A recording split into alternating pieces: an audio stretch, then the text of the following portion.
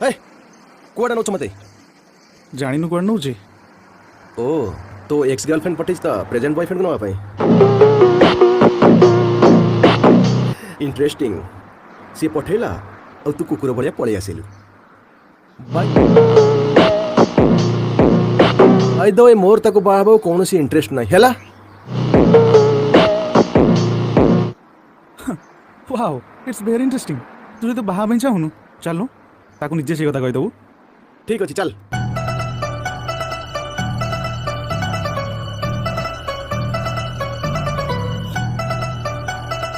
ओ sorry के late हो